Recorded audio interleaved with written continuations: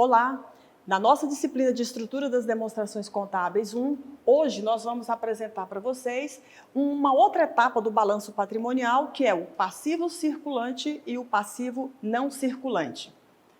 E aí, para iniciarmos, vamos mostrar novamente a estrutura do balanço patrimonial e onde esses dois elementos estão registrados nesse demonstrativo. Se você observar, esses dois elementos estão na parte superior do lado direito do balanço patrimonial. Então, é o passivo circulante e o passivo não circulante. Esses serão os dois conteúdos abordados agora. Então, mas para nós iniciarmos, a primeira coisa que você tem que saber é o que é passivo. Então, passivo, ele está mostrando de onde vêm os recursos que a empresa vai gastar.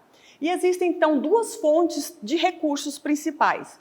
Os recursos que vêm de terceiros, porque a empresa compra a prazo, porque a empresa contrata funcionários e paga posteriormente, porque a empresa tem impostos a pagar. Então, todas essas são pessoas que se relacionam com a empresa, fornecendo para a empresa algum tipo de recurso.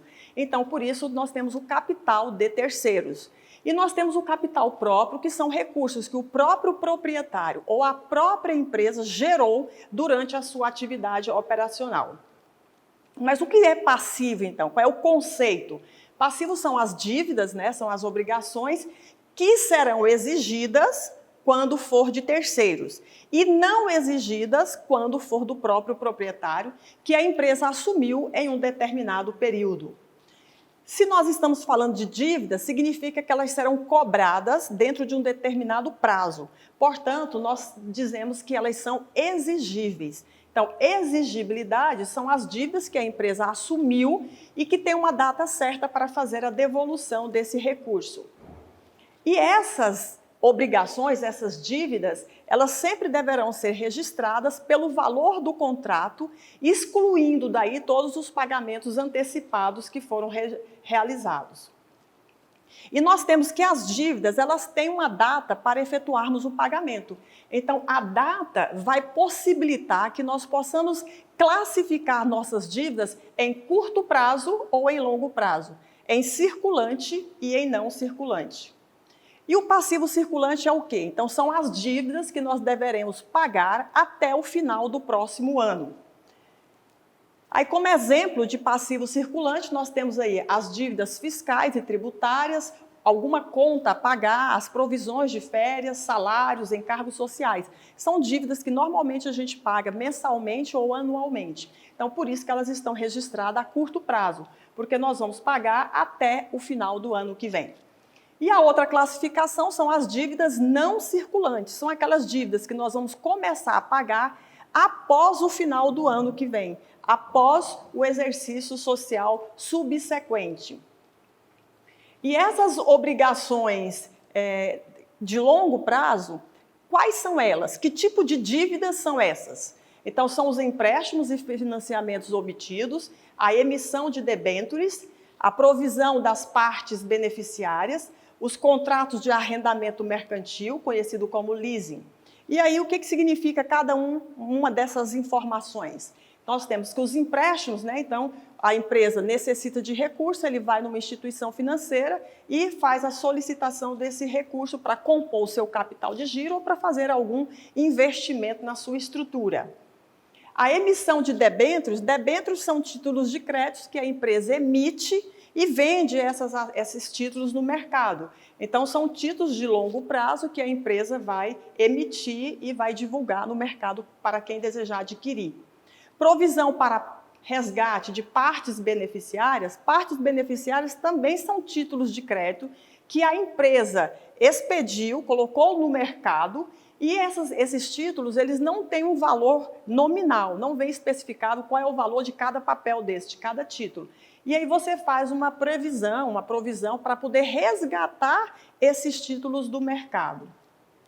E nós temos os contratos de arrendamento mercantil, que é um tipo de financiamento de longo prazo, que ao final do contrato, quando você quitar, o objeto vai passar a ser seu, vai ficar no seu nome.